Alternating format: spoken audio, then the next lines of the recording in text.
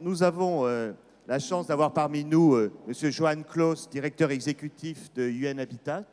Et si vous le voulez bien, avant la break coffee, je vais lui donner la parole pour nous parler de la question de l'eau face à l'urbanisation et notamment l'urbanisation dans les pays en développement. Vous avez la parole, Monsieur Clos.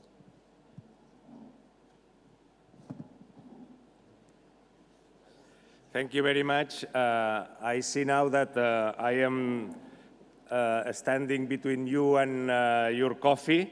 Then I will try to be synthetic in order not to, make you wait for a long time for your relax. Just to comment, and I would like to thank the organizer for giving us the opportunity to talk a little bit about the urbanization challenges and water infrastructure in the world. You know that we are in a very rapid urbanization process. We have already overpassed the figure of 50% of the world population being urbanized. That was also the case in China, the biggest urbanizing country in the world by now. Apart from China, there's a huge process of urbanization taking place in Asia. And in the next years, the expected situation would be a high rate of urbanization also in Africa, mainly in sub-Saharan Africa. If things go as predicted by the different UN organizations, in the next 30 years, we will have an increase of at least 3 billion more people being urbanized. Well, I say that being urbanized, but it's better to say that these 3 billion people are going to move to the cities, but some of them, although living in the cities, are not going to be urbanized. And this is the big question, because by now, already we know that in the world, 1/3 of the urban population is living in slums. Of course, living in slums is not really a proper urbanization, because in most of the cases in slums, there's no access to water, there's no access to sanitation, to drainage, to some basic services like basic energy, etc. Then the question is that how can we help or how can we cope with the immense challenge of giving and providing urban services to this very big pace of urbanization in the world. We know also that nearly 80% of the next urbanization in the next 30 years is going to happen in Africa, because China is already reaching high levels of urbanization. Latin America is already quite urbanized, and then the growth of urban population and the growth also of needs for urbanization services, basic services, it's mainly to be focused in Africa. And also the figures that we are going to see in the next year, they are spectacular. That means that in the next 30 years, we will need to urbanize more than 2.5 billion of people in the world. In the past human history, never we have seen such a demand in urban services.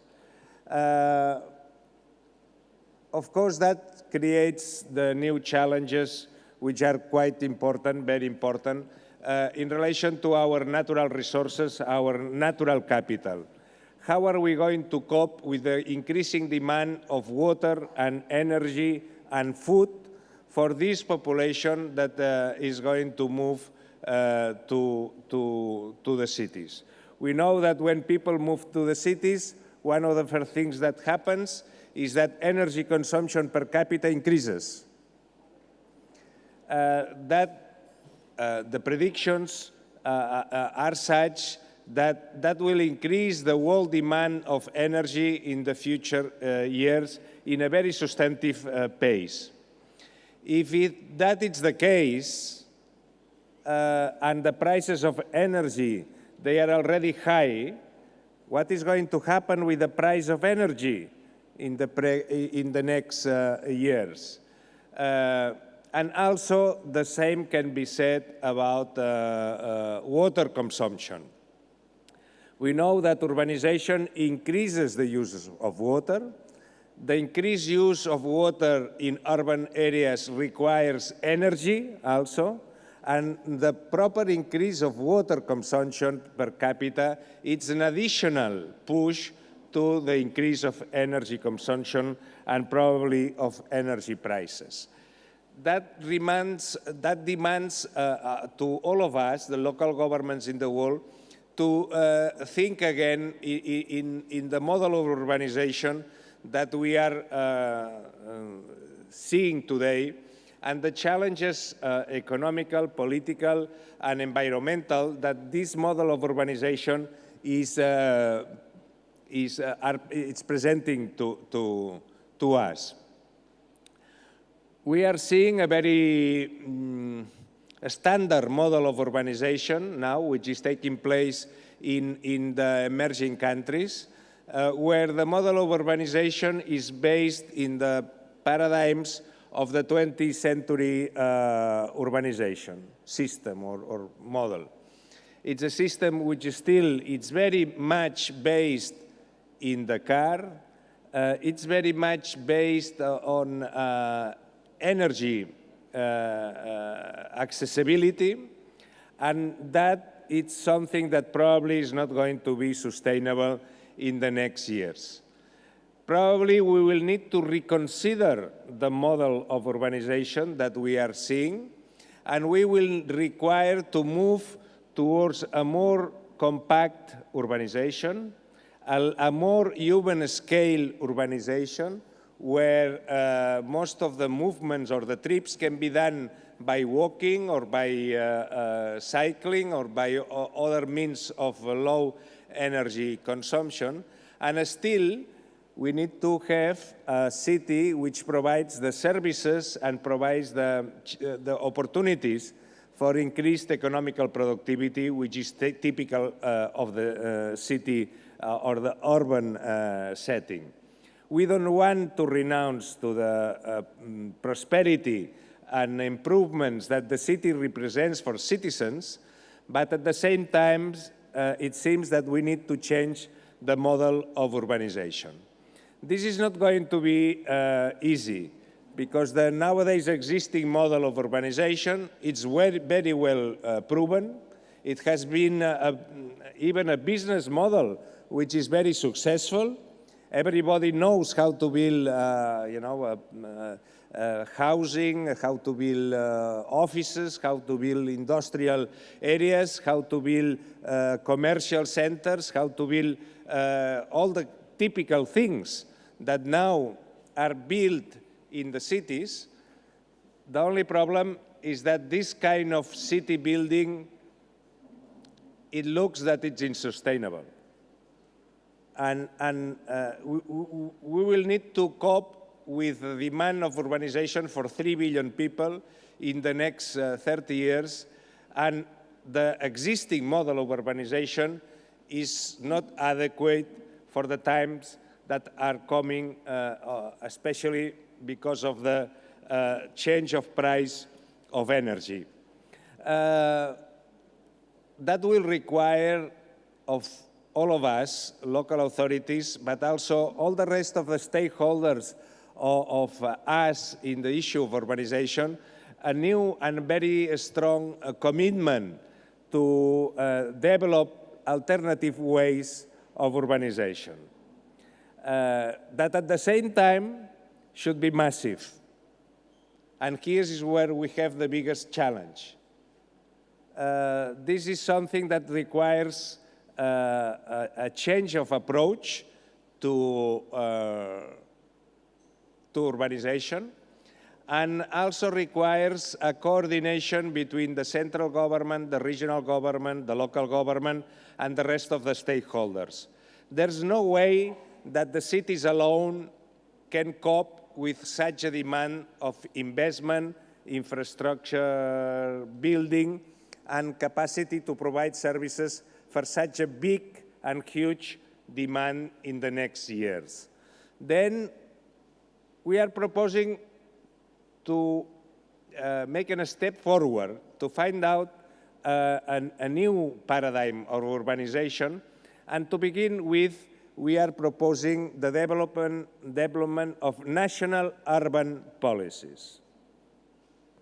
There's a lot of countries that when you look at what is the central government or national government doing, you will find them doing national energy policy, national housing policy, many different policies, but not many countries in the world, they have a national urban policy. And that requires a basic, it must be a kind of very basic principles of coordination of the different actions of the national government actors. It's quite often that when we want to improve a city or when we want to enlarge a city in different parts of the world, you have conflicting ideas and interventions of the national government. One ministry, for example, the Ministry of Roads, take care of roads. The Minister of Water take care of water. The Ministry of whatever takes care of whatever, any crucial other variable needed in the urban setting. And it's very difficult to find out an integrated policy from the central government in order to promote proper urban advancing. That at the end has a consequence, usually, and this is that there's no money for the city. And this is a real problem. We are then faced with a much pressing issue that is not commitment, there's no investment commitment to the improving of the city. Then in order to modify or to help to focus the interest of the government on the urban issues, I think that it would be very interesting if we together we can advocate for national urban policies. National urban policies should be, something not very complex, because we don't need complexity. We need political compromise and political conviction, but not too much complexity. For example, I would say in a national urban policy, it's quite logic to have an approach about energy and urbanization. How are the energy corridors and energy sources defined at national government, and how the energy corridors can help urbanization, and how urbanization relates with energy corridors. The other issue, quite very easy to understand, and from the national urban policy, is what about water resources for urbanization? How are the plans of the country in relation to the future demand of water in the different areas? There's another issue quite important.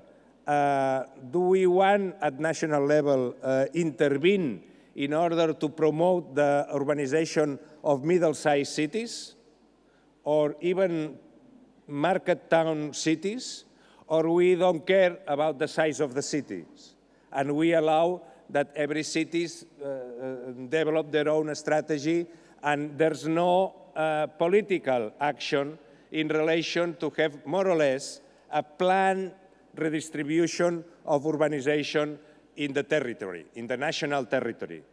This is a third question, and probably with 3 or more or 5 more questions, we can already clarify quite a lot from the political point of view what is going to be needed in the future. The second strategy that we are promoting is the plan for city enlargements and city infills. This can look very prosaic, very basic, very normal, but you will be surprised how difficult it is. Apart from a national urban policy, this aspect of planning for city enlargements is also quite obvious. If we know that the urban population is going to double in 20 years, why are not we altogether plan the doubling of our cities in the places on the world where urban population is growing? You will be quite surprised, in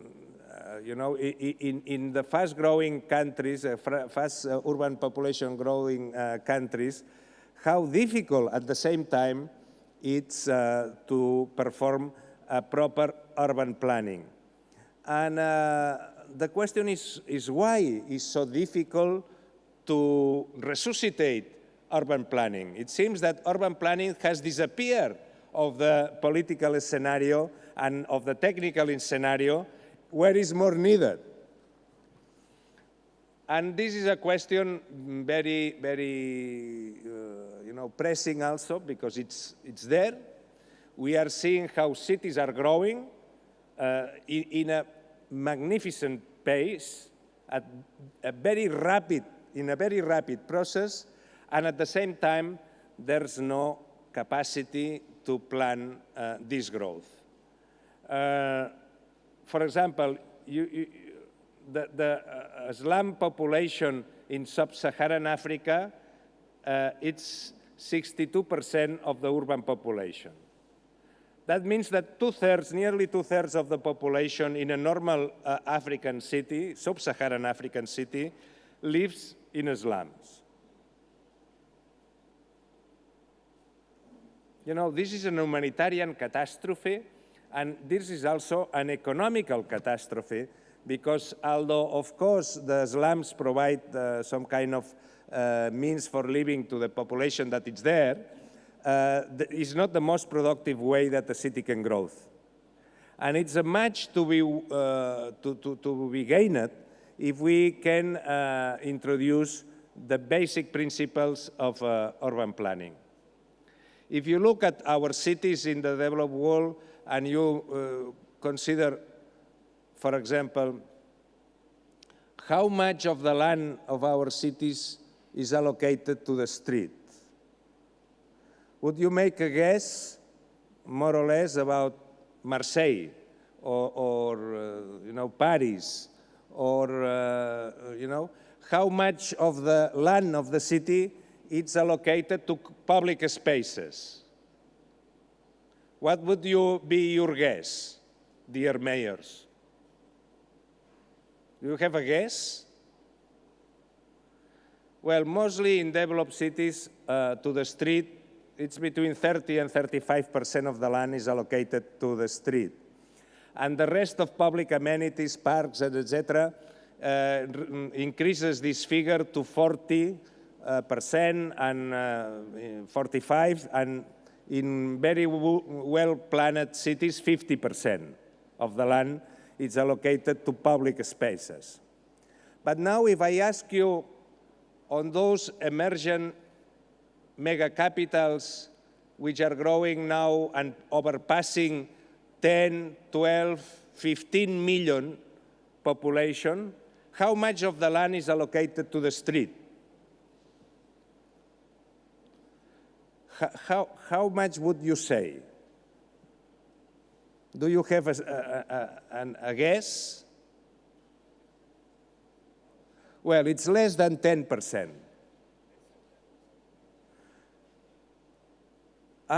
Attention, there's a lot of green, That's immense areas of green, but the space allocated to the street is less than 10%. Then you will not be surprised that you will find poor cities, not very rich in terms of GDP, GDPs of $3,000, $4,000 per capita, which are already collapsed. How can be that a poor city becomes traffic collapsed? We can understand that a rich city becomes a traffically collapsed.